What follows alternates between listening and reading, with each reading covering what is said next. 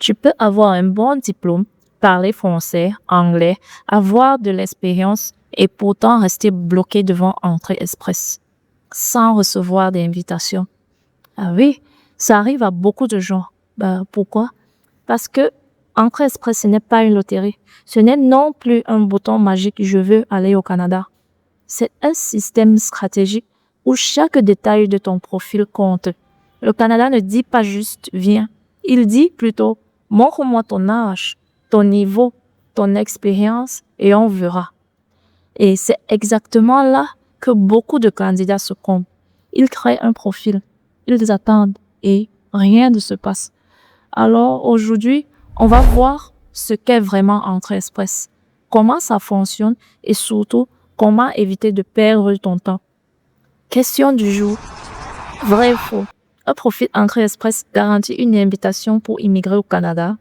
Réponds en commentaire et je te donnerai la réponse à la fin de la vidéo. Entrée Express, c'est quoi concrètement?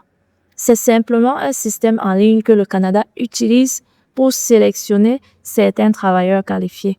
Mais attention, ce n'est pas un programme unique. En réalité, il y en a 3. Travailleurs qualifiés, expérience canadienne, métiers spécialisés. Entrée Express, c'est juste la plateforme qui gère tout ça. Comment ça marche? Première étape, tu crées ton profil en ligne. Si tu es admissible, tu entres dans ce que l'on appelle le bassin. Le bassin, c'est quoi en fait? C'est une salle d'attente géante avec des milliers de candidats. Et là, tout se joue sur ton score.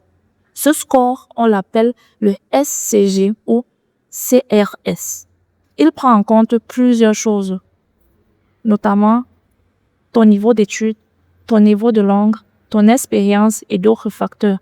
Et soyons honnêtes, c'est là que beaucoup se font éliminer sans le savoir.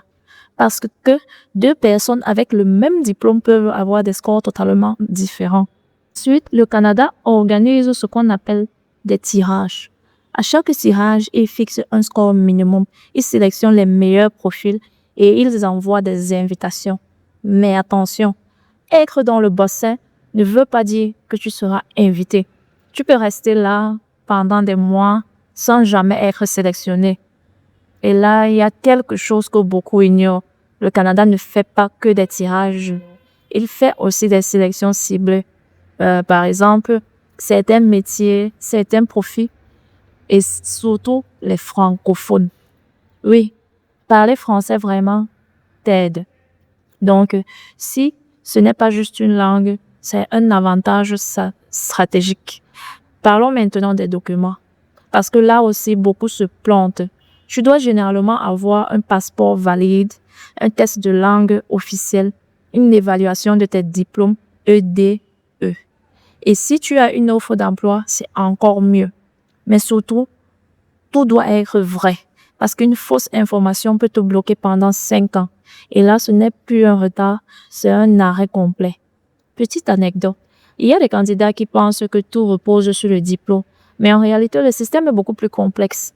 2 personnes avec le même niveau peuvent avoir des résultats opposés.